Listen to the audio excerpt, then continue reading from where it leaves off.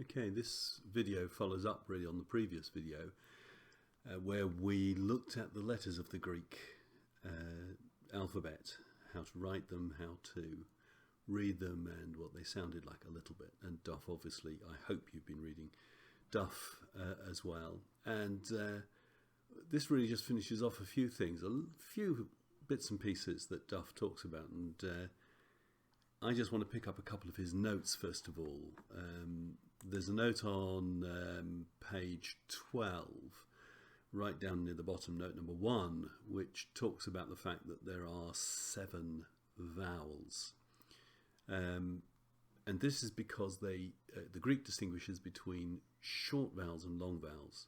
Now, 3 of the vowels, actually, it uses the same vowel for short and long. So there's only 2 where you've got this distinction, and that's the distinction on the E sound between epsilon and eta, and the O sound between omicron and omega. Now, they are long. How readily you can distinguish between the other 3, the A, the I, and the U, as to whether it's short or long, remains debatable. It does have some implication when you start playing around with accents, which we'll be talking about in a minute. But in general terms and for learning at this stage, it's probably not important. The other thing that Duff mentions that I didn't mention is when you get 2 gammas together, this is note 2, when you get 2 gammas together, it's pronounced as rather than g. It's the opposite really, or it's slightly different to English, because with English 2 G's together actually indicates that it's a hard G even when it's followed by an E or an I. In Greek, the 2 G's coming together is an In fact, if you get a gamma before any guttural, so it's also true of chi and kappa, then the G becomes a sound anyway. So, but it happens mostly with double G, and they give the example of angelos, where you get alpha, gamma, gamma, angelos. Those were the only 2 notes that I particularly wanted to emphasize, but I hope that you are reading it through, digesting it. There are a couple of other comments that I haven't really covered. I don't think they're terribly important, but it's worth noting them. And then at the end of the section, make sure that you do the practice. There's quite extensive practice there, and I think that's quite useful. But there are a few points I particularly do want to pull out, really from the following sections, the sections that follow the actual alphabet. So let's take a look at those now. So before we actually look at the other topics that Duff covers, I really want to talk about what the Greek documents looked like, because in a way when we learn Greek, life is made a little bit easier for us than it would have been in the original period, the early period for the Greek-speaking church. And you need to know that, and you need to understand, if you like, what the constraints were on the people reading the Bible in the early centuries. And I say early, it was for quite a long time. So I want to show you one of the reasonably early documents, but kind of a full Bible document, the Codex Sinaiticus. I'm not sure how you pronounce it, Sinaiticus. And it would have looked something like this.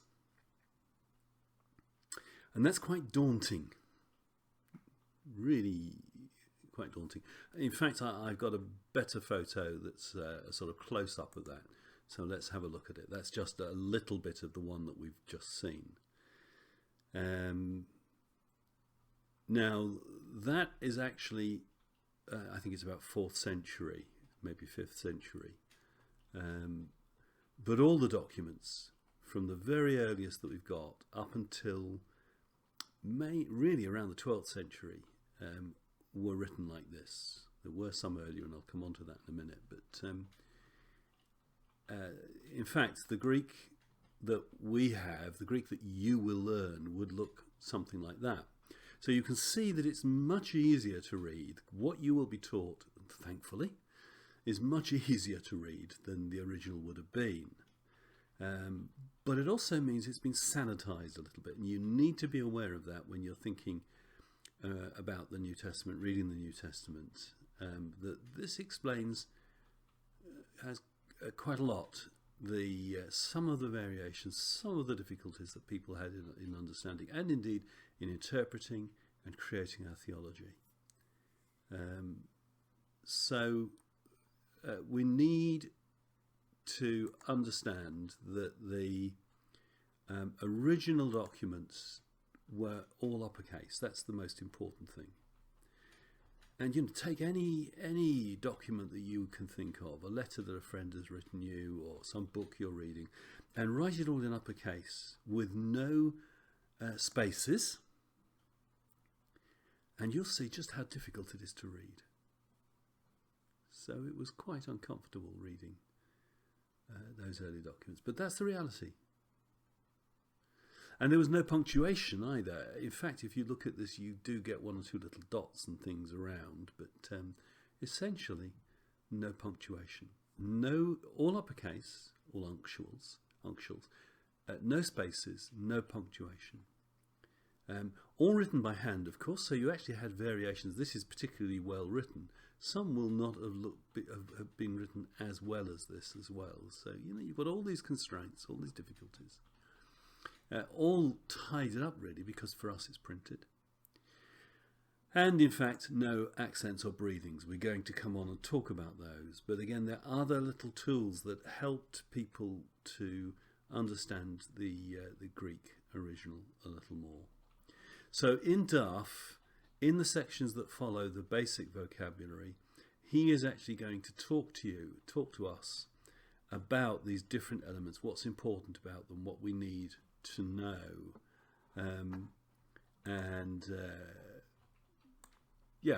what we need to know. It's worth saying that the oldest known minuscule document that is written in lowercase is dated AD 835, and we know that because it's also the first document we have that is clearly dated. So before 835, everything was in uppercase. But even after 835, until around the 12th century, most of the documents were in uppercase. One of the characteristics of the Greek manuscripts that remained a constant, even with the lowercase, was the absence of spaces between words. Even with lowercase, they didn't bother with the spaces. But once the lowercase did come in, so from about 835 onwards, they did include diacritical marks, in other words, accents and things like that, and punctuation. It's entirely possible that they were using lowercase before 835, but formally and officially, the official versions and the official documents were written in uppercase. So let's take the same passage, that passage that we saw earlier in the Codex Sinaiticus I've used here, and I want us just to look at this and to pick up the elements that were in Duff. And the first thing that Duff talks about in page 15 are breathings. And I've highlighted two in particular in that passage. Basically, when the word begins with a vowel, it can either be unaspirated or aspirated. What do I mean by that? Well, if you look at the second word, marked, it begins with an epsilon, and it's unaspirated, which means it begins eltheto. So it's just the vowel. And they mark that with that little kind of apostrophe. That mark looks like a kind of close of a quotation mark. In contrast, the first word actually is not agiastheto, but hagiastheto. So you actually stick an H on the front, and that's the rough breathing. And so you can see that's the kind of opening quotation mark. Now, it's very subtle. It's very easy to miss. And I've done the text in quite large characters. When you read it in the book, they're quite small, so they're difficult to see sometimes. But it is significant. And there are some words that will look exactly the same, except that one has a rough breathing and the other has a smooth breathing. I haven't marked, you notice in the middle there's actually another word which is to onoma. And I haven't marked that simply because it's also got an accent which makes it a little more awkward. But it's got a breathing as well. It's got a breathing and an accent. And in fact, there's yet another word there with a rough breathing, which is the hair that comes before basilea, or basilea. All of these, they're all vowels. They all begin the word with a vowel, and therefore they have a breathing. And as Duff points out, I haven't got an example here, but you also have a breathing on the row, which is not a vowel, but it's a kind of semi-vowel, if you like. So breathings, have a look at that. Have a look at Duff on page 15 on breathings. Make sure you understand that. And do the exercises. In each of these little sections, there is some exercises as well. And they really will help reinforce what you've learned. So do them. The next thing you'll get is he talks about diphthongs. And I've marked a couple of diphthongs. Now, I think what he's trying to do, the reason he kind of makes a big thing out of diphthongs is because we don't really think about them in English, but they're there. And in Greek, as in English, they can make a difference. And you'll notice in Basilea, it does have this accent, which we're going to talk about in a minute. It has this accent, but it has it on the second vowel, and that's an indication that these two vowels go together. They belong together. It's one sound. So it's Basilea, and in fact, su.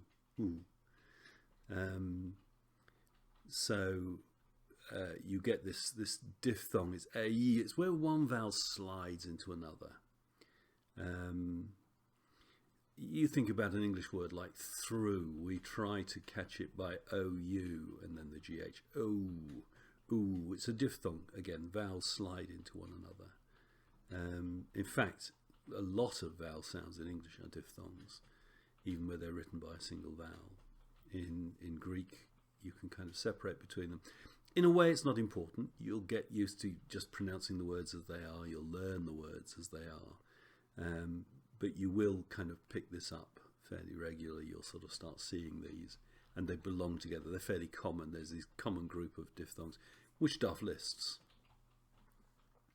So understand diphthongs. Know that diphthongs are, if you like, a type of vowel or a type of compound vowel. He also, within the diphthongs, the section on diphthongs, he talks about the iota subscript. Now, there wasn't any in the example I chose, so I've given you another example of John 1 verse 22. And there you've actually got this omega with a little I underneath. It's a type of diphthong, which is why Duff has included it in the section on diphthongs. Actually, you don't pronounce the I. So these little iota subscripts really don't make any difference. You could have had the omega on its own. It probably was pronounced at one stage, and presumably the reason why it ended up as a little I underneath was that people weren't pronouncing it, so it became less significant. I don't know. But it is a type of diphthong. Think of it as a type of diphthong, but where the pronunciation doesn't change. So he includes the iota subscript within the section. Have a look at that. They are important in terms of the written Greek and understanding Greek and the Greek grammar. So you do need to look at them. So that's the diphthongs and the iota subscript. And then you get the accents. Now, the breathings are vital. And you must learn words with their breathings. You must distinguish between the rough breathing and the smooth breathing. The diphthongs are important, but they'll come naturally. But the iota subscript is a little more difficult, and you do need to learn the words with the iota subscript as well, or where they occur in words when the words change. Accents are much more of a discussion, and I think Duff, like Wenham before him, decided that you could learn Greek without really learning the accents. Other Greek teachers disagree, and you will get some books that will go to town on explaining how accents work and how you make them happen. Get used to seeing them. If you can get your head round them, that's great, but they're probably not vital. But you will see them in the text, and it's important that you just get used to them. And there are a few words where there are two or more with the same quote-unquote spelling, but the difference will be the way they're accented. So the accent will be important in those relatively small words. Greek has 3 accents. I'm going to give them kind of the English name, but they do have proper Greek names, so don't worry if someone says I'm telling you something wrong. You know, they're just easy words for me. You've got, rather like French, you've got the accent that slides from the bottom left to the top right, which is the bulk of them. So I guess they're kind of acute accents. You've got the ones that go from top left to bottom right, so they're kind of grave accents. And there is, in fact, a circumflex, which we'll come to in a minute. But in fact, Greek accents are not like French accents. The sound doesn't change. They're not even marking an emphasis. They're marking a rising tone, and it's very difficult for us to match it. I tend to read it as more as an emphasis, but it is more a rising tone, really. So it's pater, not pater. Hagias theto. To onoma su. So it's telling you kind of, where there's a slight rising tone or falling tone. And the idea is that the shape of the accent is meant to indicate whether it's rising or falling. So the pater, for some reason, they think is rising. Pater. Hagias theto. To onoma. I'm sure that doesn't represent anything like the real pronunciation. But they're the accents. And in fact, introduce you to the circumflex. You'll notice that they're all on diphthongs, these that I've marked. So they're on the second vowel of the group vowel, and then over the iota subscript. If you want to understand more, you're going to have to read a book that explains how these work. Duff is really saying they're not so critical. Don't worry about them. And then, in fact, the other thing that I think I mentioned, but only in passing, is that in the early documents there was no punctuation either, but there is punctuation in the printed Greek and the Greek that we use, the Greek New Testaments that we will use. In the passage that we read, there were 2, and there were these little dots kind of halfway up. Duff actually gives you a little table. I hope I've not offended copyright by showing you the table, but it's in the book. And he explains that there are basically 4 types of punctuation that you will meet. You will meet a dot, which is on the line, which is just like a full stop, or if you're American, a period. There is a comma, which functions like a comma. There is a dot above the line. He's got it quite high up. You can see, in fact, that's what's occurred in the quotation that we've got, where it's in the middle of the line, really, but it could be anywhere above the line. And that's like a semicolon, or even a colon, so a longer pause. And then, in fact, you get what looks like a semicolon, and is actually a question mark. So that's the most confusing of the lot, because when you get the semicolon, it means that there's a question being asked. So get used to those, and don't forget to do, as you read through Duff and as you work through these, to do the little exercises that he gives after each one. And also, don't forget to learn the vocab. make a habit of learning the vocab. You can even do the vocab before you get onto the exercises if you want, because he does use the vocab sometimes as examples within the exercises. So it's not a bad idea to do the vocab first, although there will be things in the vocab you won't understand until you've worked through the chapter.